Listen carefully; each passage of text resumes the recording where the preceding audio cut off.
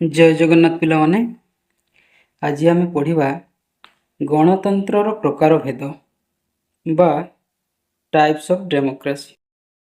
ठीक अच्छे तो ये गणतंत्र प्रकार भेद देखिले गणतंत्र केते प्रकार ना गणतंत्र दुई प्रकार प्रत्यक्ष गणतंत्र आ गोटे है परोक्ष गणतंत्र। वर्तमान देखिए प्रत्यक्ष गणतंत्र कौन देख प्रत्यक्ष गणतंत्र कौन देखा ना जो सरकार रे साबालक नागरिक माने शासन नीति प्रणयन और परिचालन रे प्रत्यक्ष और सक्रिय भाव में अंशग्रहण करती ताकू प्रत्यक्ष गणतंत्र कह जाए। अर्थात कौन ना जो सरकार रे साबालक नागरिक माने कौन सीधा सड़क भाव में शासन प्रक्रिया रे अंशग्रहण करती कौन कह जाए प्रत्यक्ष गणतंत्र कह जाए। प्रत्यक्ष गणतंत्र शासन रे नागरिक माने गोटे निर्दिष्ट स्थान रे एकत्रित होई आईन प्रणयन आउ विभिन्न सरकारी पदपदवी पई निर्वाचन आय व्ययर समीक्षा विचारपति नियुक्ति और अन्य शासन कार्य परिचालन करिथांती। ठीक अछि तो प्रत्यक्ष गणतंत्र रे शासक गोष्ठी बाछिबा पई निर्वाचन आवश्यक हुए नहीं हला। प्रत्यक्ष गणतंत्र रे निर्वाचन रो आवश्यकता नहीं। एठारे नागरिक माने सीधा सड़क भाव में शासन कार्य परिचालन करिवारे एवं शासन नीति प्रणयन करिवारे से माने सीधा सड़क भूमिका निभै थांती। आगरु प्लाटो और अरिस्टोटल समय कोठी ग्रीक रो नगर राज्य एथेन्स नगर राज्य को सिटी स्टेट कहउतला। से ग्रीक रो नगर राज्य होची एथेन्स। सही एथेन्स रे प्रत्यक्ष गणतंत्र आगरु प्रचलित थिला किंतु सेटा तो आगरु एबे कोठी कोठी प्रचलित अछि ना किंतु वर्तमान विशाल राष्ट्र गुड़िक प्रत्यक्ष गणतंत्र व्यवस्था प्रचलित हेउ नाही। केवल कोठी स्विट्जरलैंड रो केतेक छोट छोट प्रदेश से प्रदेश गुड़ी को कौन कह जाए कैंटन कह जाए। से स्विट्जरलैंड रो केतेक छोट छोट प्रदेश व कैंटन मानकरे एही प्रत्यक्ष गणतंत्र वर्तमान प्रचलित हेउछि किंतु आगरु होउतिला कोठी ग्रीक रो नगर राज्य एथेन्स रे। ठीक अछि एही प्रदेश मानकरे लोक माने एकत्र नगर सभा बा मुक्त आकाश सभा रे मिलित होई आईन प्रणयन करती और शासन कार्य रे सक्रिय अंश ग्रहण करती। तापर वर्तमान कौन देखिबा ना प्रचलित प्रत्यक्ष गणतंत्र केतोटी उपादान अछि हैला। से जे गणतंत्र आमर प्रत्यक्ष गणतंत्र तार केतोटी उपादान अछि सेगुडी को कौन कौन ना गणभोट बा ताकू कह जाए रेफरेंडम तापर गणोद्योग बा ताकू कह जाए इनिशिएटिव तापर कौन प्रत्याहार बा ताकू कह जाए रिकॉल आ गोटे रहिला जनमत बा प्लेबिसाइट। ठीक अछि वर्तमान एगुडी को गोटी गोटी कर देखिबा। प्रथम रे आसिला कौन गणभोट। तो ये गणभोट कौन ना प्रत्यक्ष गणतंत्र प्रचलित थिबा राष्ट्र रे कोनोसी शासन नीति व्यवस्थापिका सभा द्वारा कार्यकारी हेबा पूर्वरु सेगुड़िकर अनुमोदन पई जनसाधारण पाखकू पठा जाए। संख्याधिक समर्थन लाभ कले सेगुड़िक कार्यकारी हुए।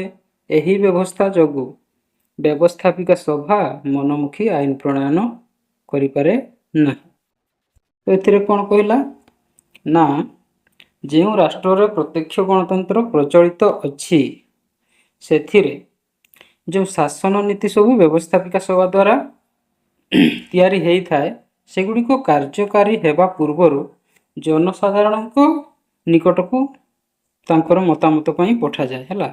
आ अत्यधिक बा संख्याधिक जनसाधारण जेतेबेले समर्थन करती जे हाँ यही शासन नीति ठीक अछि जेतेबेले समर्थन करती सेतेबेले एगुडी को कार्यकारी हुए जहाँ फल कि यही व्यवस्था द्वारा कौन हुए ना व्यवस्थापिका सभा से माने मनमुखी आईन प्रणयन करती नहीं। ठीक अच्छे ये है गणभोट। तापर देखिबा कौन नेक्स्ट वर्तमान आसिला गणोद्योग।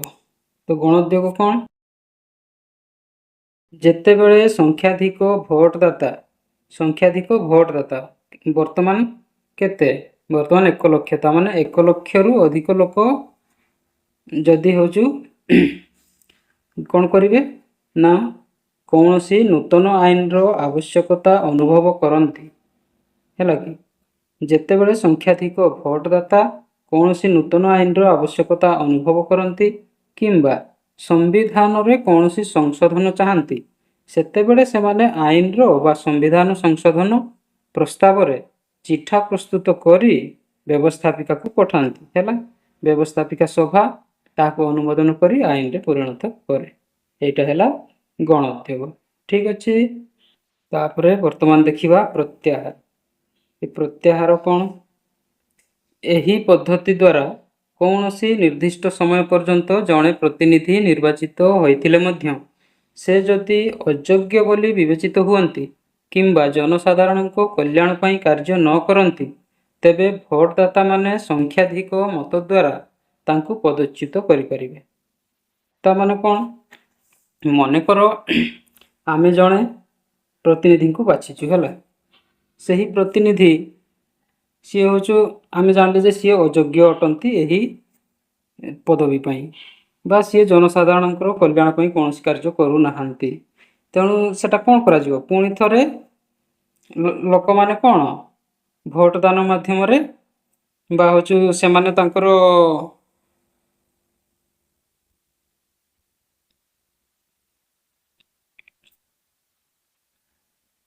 ଭୋଟଦାତା ମାନେ କ'ଣ କରନ୍ତି? ସଂଖ୍ୟାଧିକ ମତ ଦ୍ୱାରା ତାଙ୍କୁ ପଦଚ୍ୟୁତ କରିପାରିବେ। ତ ପ୍ରତ୍ୟାହାର ପଦ୍ଧତି ଭୋଟଦାତାଙ୍କ ହାତରେ ଶାସନ ପ୍ରତିନିଧିଙ୍କୁ ନିୟନ୍ତ୍ରଣ କରିବାର କ୍ଷମତା ଦେଇଥାଏ।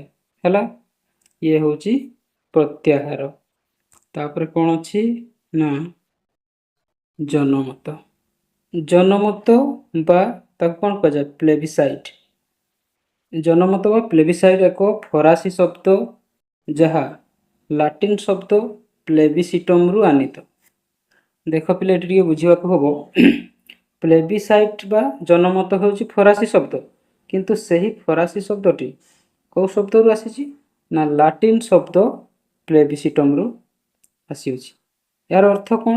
ନା ଏହାର ଅର୍ଥ ହେଉଛି ପ୍ରତ୍ୟକ୍ଷ ଭୋଟ ମାଧ୍ୟମରେ କୌଣସି ଏକ ରାଜନୈତିକ ପ୍ରସଙ୍ଗ ଉପରେ ଲୋକମାନଙ୍କର ଇଚ୍ଛା ଅଥବା ମତାମତକୁ ଜାଣିବା। এইটা ହେଉଛି এই ପ୍ଲେବିସାଇଟ୍ ବା ପ୍ଲେବିସିଟମ୍ର ଅର୍ଥ।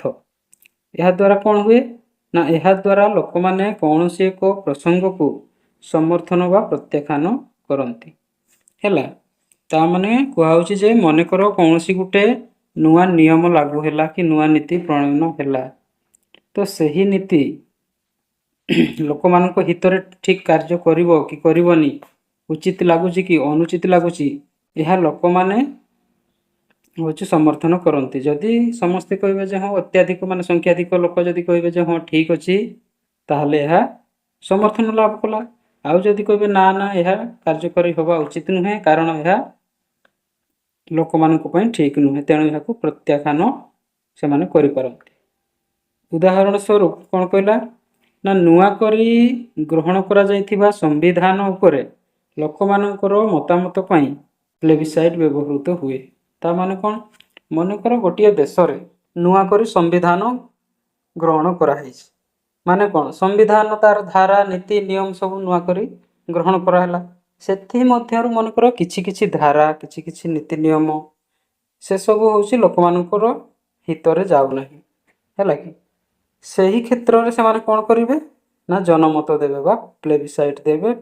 ତାହା ଦ୍ୱାରା ସେମାନେ ସେହି ନୀତି ନିୟମକୁ କ'ଣ ସମର୍ଥନ କରିବେ କିମ୍ବା ସେମାନେ ପ୍ରତ୍ୟାଖ୍ୟାନ କରିବେ। ଏଇଟା ହେଲା ଜନମତ। ଠିକ୍ ଅଛି, ତ ସେତିକି ଗଲା ଆମର କ'ଣ ପ୍ରତ୍ୟକ୍ଷ ଗଣତନ୍ତ୍ର। ତ ପ୍ରତ୍ୟକ୍ଷ ଗଣତନ୍ତ୍ରରେ କ'ଣ କ'ଣ ଦେଖିଲେ? ନା ପ୍ରତ୍ୟକ୍ଷ ଗଣତନ୍ତ୍ରର କିଛି ଉପାଦାନ ଦେଖିଥିଲେ। ସେ ଉପାଦାନ ଗୁଡ଼ିକ କ'ଣ କ'ଣ? ଗଣଭୋଟ, ତାପରେ ଗଣୋଦ୍ୟୋଗ, ପ୍ରତ୍ୟାହାର ଆଉ ଜନମତ। ଏତିକି ଗଲା। ବର୍ତ୍ତମାନ ଇଏ ଆମର ପ୍ରତ୍ୟକ୍ଷ ଗଣତନ୍ତ୍ର ଗଲା। ବର୍ତ୍ତମାନ ଦେଖିବା ପରୋକ୍ଷ ଗଣତନ୍ତ୍ର। ଆଧୁନିକ ରାଷ୍ଟ୍ରରେ ମାନେ ଆଧୁନିକ ରାଷ୍ଟ୍ରର ଆୟତନ, ଲୋକସଂଖ୍ୟା ବୃଦ୍ଧି, ଶାସନ ବ୍ୟବସ୍ଥାର ଜଟିଳତା ହେତୁ ବର୍ତ୍ତମାନ ପ୍ରତ୍ୟକ୍ଷ ଗଣତନ୍ତ୍ର ବ୍ୟବସ୍ଥା ପ୍ରଚଳିତ ହୋଇପାରୁନାହିଁ। ହେଲା, ପ୍ରତ୍ୟକ୍ଷ ଗଣତନ୍ତ୍ରଟା କ'ଣ? ଛୋଟ ଛୋଟ ରାଜ୍ୟମାନଙ୍କରେ ଯେଉଁଠି ଜନସଂଖ୍ୟା କମ୍ ଥାଏ ସେଥିରେ ପ୍ରତ୍ୟକ୍ଷ ଗଣତନ୍ତ୍ର ପ୍ରଚଳିତ କରିବା ପାଇଁ ସୁବିଧା। କିନ୍ତୁ ଆମେ ବର୍ତ୍ତମାନ ଏଟା କ'ଣ ଦେଖୁଛେ, ପରୋକ୍ଷ ଗଣତନ୍ତ୍ର। ତେଣୁ ଯେଉଁଠି ବଡ଼ ବଡ଼ ରାଷ୍ଟ୍ର ଅଧିକ ଜନସଂଖ୍ୟା ସେଠି ପରୋକ୍ଷ ଗଣତନ୍ତ୍ର ହିଁ ପ୍ରଚଳିତ ହେବ, ସେଠି ପ୍ରତ୍ୟକ୍ଷ ଗଣତନ୍ତ୍ର ପ୍ରଚଳିତ ହୋଇପାରିବ ନାହିଁ। ତେଣୁ ପୃଥିବୀରେ ବର୍ତ୍ତମାନ ପରୋକ୍ଷ ବା ପ୍ରତିନିଧିମୂଳକ ଗଣତନ୍ତ୍ର ଦେଖାଯାଉଛି ହେଲା। ପରୋକ୍ଷ ଗଣତନ୍ତ୍ରରେ ଲୋକମାନେ ନିଜେ ଶାସନ ନ କରି ନିର୍ବାଚନ ଜରିଆରେ ପ୍ରତିନିଧି ନିର୍ବାଚିତ କରି ସେହି ପ୍ରତିନିଧିମାନଙ୍କ ଦ୍ୱାରା ସେମାନେ ଶାସିତ ହୁଅନ୍ତି। ମାନେ ସେହି ପ୍ରତିନିଧିମାନଙ୍କ ଦ୍ୱାରା ଶାସିତ ହୁଅନ୍ତି ଓ ନିର୍ବାଚିତ ପ୍ରତିନିଧି ଜନସାଧାରଣଙ୍କ ତରଫରୁ ଶାସନ ପରିଚାଳନା କରନ୍ତି।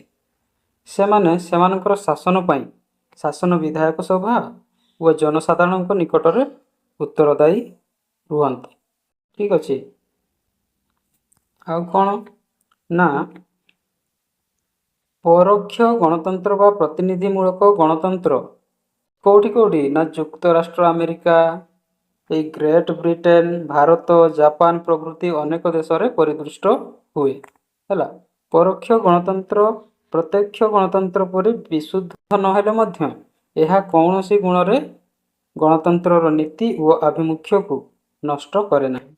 କାରଣ ପରୋକ୍ଷ ଗଣତନ୍ତ୍ର ମଧ୍ୟ ଜନତାର ପ୍ରାଧାନ୍ୟ ଓ ଜନସାର୍ବଭୌମତ୍ୱକୁ ସ୍ୱୀକାର କରେ। ଏଠାରେ ମଧ୍ୟ ଜନସାଧାରଣ ପ୍ରକୃତ କ୍ଷମତାର ଉତ୍ସ ଅଟନ୍ତି। ଠିକ୍ ଅଛି। ପରୋକ୍ଷ ଗଣତନ୍ତ୍ରରେ ମଧ୍ୟ ପ୍ରତ୍ୟକ୍ଷ ଗଣତନ୍ତ୍ର ପରି କ'ଣ ଜନସାଧାରଣଙ୍କ ହାତରେ ହିଁ ସର୍ବୋଚ୍ଚ କ୍ଷମତା ନିହିତ ଥାଏ। ତ ବର୍ତ୍ତମାନ ଦେଖିବା ପ୍ରତ୍ୟକ୍ଷ ଗଣତନ୍ତ୍ର ଓ ପରୋକ୍ଷ ଗଣତନ୍ତ୍ର ମଧ୍ୟରେ ପାର୍ଥକ୍ୟ କ'ଣ। ଏଇଟା ପିଲେ 3 ମାର୍କିଆ ଆସିବ ହେଲା। ପ୍ରତ୍ୟକ୍ଷ ଗଣତନ୍ତ୍ର ଓ ପରୋକ୍ଷ ଗଣତନ୍ତ୍ର, ଏଥିରେ 3ଟା ଲେଖାଏଁ ପଏଣ୍ଟ ଲେଖିଦେଲେ ପୁରା 3 ମାର୍କ ପୁରା ହୁଆ। ଠିକ୍ ଅଛି।